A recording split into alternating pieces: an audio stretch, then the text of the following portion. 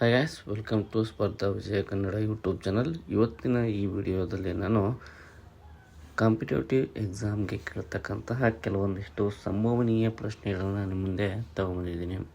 Video ಇಷ್ಟ ಆದರೆ like ಮಾಡಿ, ಶೇರ್ ಮಾಡಿ, ಸಬ್ಸ್ಕ್ರೈಬ್ ಮಾಡಿ, ಮಿಸ್ ಮಾಡದೆ ಬೆಲ್ ಬಟನ್ ಒತ್ತಿ.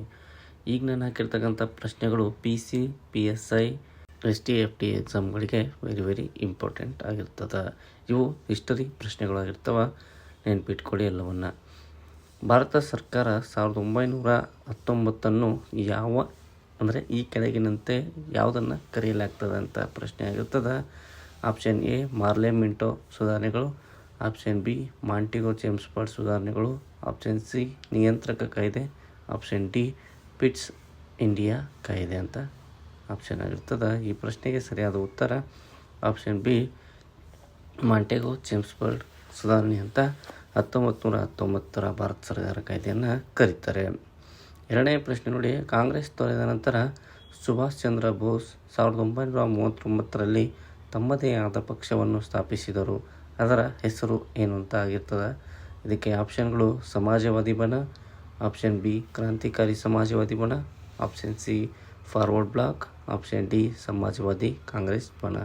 ಈ ಪ್ರಶ್ನೆಗೆ ಸರಿಯಾದ ಉತ್ತರ ಫಾರ್ವರ್ಡ್ ಬ್ಲಾಕ್ ಎಂಬ ಪಕ್ಷವನ್ನು ಸುಭಾಷ್ ಚಂದ್ರ ಬೋಸ್ ಆಫ್ಟರ್ ಕಾಂಗ್ರೆಸ್ ಪಕ್ಷವನ್ನು ತೊರೆದ ನಂತರ ಮಾಡ್ತಕ್ಕಂಥದ್ದು. ವೆರಿ ಇಂಪಾರ್ಟೆಂಟ್ ಆಗುತ್ತೆ. ಹಲವಾರು ಬಾರಿ ಎಕ್ಸಾಮಲ್ಲಿ ಇದನ್ನ ಕೇಳಿದ್ದಾರೆ. ಮೂರನೇ ಪ್ರಶ್ನೆ ನೋಡಿ, ಭಾರತದ ಗ್ರ್ಯಾಂಡ್ ಓಲ್ಡ್ ಮ್ಯಾನ್ ಅಥವಾ ಭಾರತದ ವೃದ್ಧಿ ಮನುಷ್ಯ ಎಂದು ಯಾರನ್ನು ಕರೆಯಲಾಗ್ತದೆ? ಎರಡು ಸರಿ ಕೇಳಿದ್ದಾರೆ. ಅದನ್ನ ಕನ್ನಡದಲ್ಲೂ ಕೇಳ್ತಾರೆ, ಇಂಗ್ಲೀಷ್ನಲ್ಲೂ ಕೇಳ್ತಾರೆ. ಇಂಗ್ಲೀಷ್ನಲ್ಲಿ ಕೇಳಿದರೆ ಗ್ರ್ಯಾಂಡ್ ಓಲ್ಡ್ ಮ್ಯಾನ್ ಎಂದು ಕರೀತಾರೆ. ಕನ್ನಡದಲ್ಲಿ ಕೇಳಿದೆ ಭಾರತದ ವೃದ್ಧ ಮನುಷ್ಯ ಯಾರು ಅಂತ ಕೇಳ್ತಕ್ಕಂಥದ್ದು. Option A Dadabhai Naoroji, option B Gopal Krishna Gokhale, option C Bal Gangadhar Tilak, option D Surendranath Banerjee. ಈ ಪ್ರಶ್ನೆಗೆ ಸರಿಯಾದ ಉತ್ತರ ಆಪ್ಷನ್ ಎ ದಾದಾಬಾಯಿ ನವರೋಜಿಯವರು ಆಗಿರ್ತಕ್ಕಂಥದ್ದು. ನಾಲ್ಕನೇ ಪ್ರಶ್ನೆ, ಪಶ್ಚಿಮ ಭಾರತದ ಯಾವ ಧಾರ್ಮಿಕ ಸುಧಾರಕನನ್ನು ಲೋಕಿತವಾಡಿ ಎಂದು ಕರೆಯಲಾಗ್ತದೆ? Option A Gopal Hari Deshmukh, option B RG Bhandarkar, option C Mahadev Govind Ranade, option C Bal Gangadhar Tilak. ಈ ಪ್ರಶ್ನೆಗೆ ಸರಿಯಾದ ಉತ್ತರ ಗೋಪಾಲ್ ಹರಿ ದೇಶ್ಮುಖ್ ಅವರಿಗೆ ಲೋಕಿತವಾಡಿ ಅಂತ ಬಿರುದಿತ್ತು. ಇವರು ಪಶ್ಚಿಮ ಭಾರತದ ಧಾರ್ಮಿಕ ಸುಧಾರಕರಾಗಿರ್ತಕ್ಕಂಥದ್ದು. ವೆರಿ ಇಂಪಾರ್ಟೆಂಟ್ ಆಗಿರ್ತದೆ, ಕೇಳುವ ಸಾಧ್ಯತೆ ಹೆಚ್ಚಿದೆ. ಮೊಹಮ್ಮದ್ ಬಿನ್ ತುಘಲಕ್ ಈ ಕೆಳಗಿನವುಗಳಲ್ಲಿ ಪ್ರವೀಣರಾಗಿದ್ದರು. ಆಪ್ಷನ್ ಎ ಕಲೆ, ಆಪ್ಷನ್ ಬಿ ಸಂಗೀತ, option C calligraphy, option D ತತ್ವಶಾಸ್ತ್ರ. ಈ ಪ್ರಶ್ನೆಗೆ ಸರಿಯಾದ ಉತ್ತರ ಆಪ್ಷನ್ ಡಿ ತತ್ವಶಾಸ್ತ್ರದಲ್ಲಿ ಮೊಹಮ್ಮದ್ ಬಿನ್ ತುಘಲಕ್ ಅವರು ಪ್ರವೀಣರಾಗಿದ್ದರು ಅಂತ ಹೇಳ್ತಕ್ಕಂಥದ್ದು. ನಳಂದ ವಿಶ್ವವಿದ್ಯಾಲಯವನ್ನು ನಾಶಪಡಿಸಿದ ಮುಸ್ಲಿಂ ಸಾಹಸಿ ಯಾರು ಅಂತ ಪ್ರಶ್ನೆಯನ್ನು ಕೇಳಿರ್ತಾರೆ. ಇದನ್ನು ಸುಮಾರು ಬಾರಿ ಎಕ್ಸಾಮಲ್ಲಿ ಕೇಳಿಬಿಟ್ಟಿದ್ದಾನೆ ಆಲ್ರೆಡಿ. ಇದಕ್ಕೆ ಆಪ್ಷನ್ ನೋಡಿ, Alauddin Khilji, option B Mohammad bin Tughlaq, option C Mohammad bin Bakhtiyar, option D Mohammad bin Qasim. ಈ ಪ್ರಶ್ನೆಗೆ ಸರಿಯಾದ ಉತ್ತರ Mohammed bin Bakhtiyar.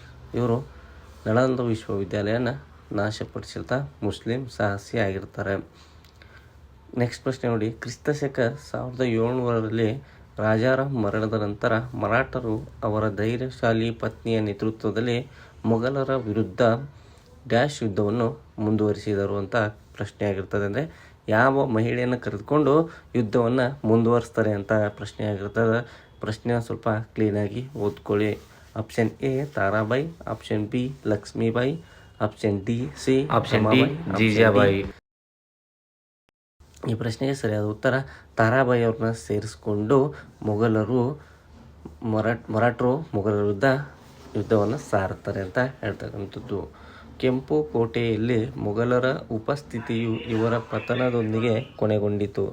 Option A Aurangzeb, option B Mohammad Shah, option C Shah Alam, option D Bahadur Shah Zafar. ಈ ಪ್ರಶ್ನೆಗೆ ಸರಿಯಾದ ಉತ್ತರ ಬಹದ್ದೂರ್ ಶಾ ಜಾಫರ್ ಅವರ ನೇತೃತ್ವದಲ್ಲಿ ಕೆಂಪು ಕೋಟೆಯಲ್ಲಿ ಮೊಘಲರ ಉಪಸ್ಥಿತಿ ಅಂದರೆ ಇವರು ಇದ್ರು. ಬಹದ್ದೂರ್ ಶಾ ಜಾಫರ್ ಇದ್ದಾಗ ಕೆಂಪು ಕೋಟೆ ಪತನಗೊಂಡಿತು ಅಂತ ಹೇಳ್ತಕ್ಕಂಥದ್ದು.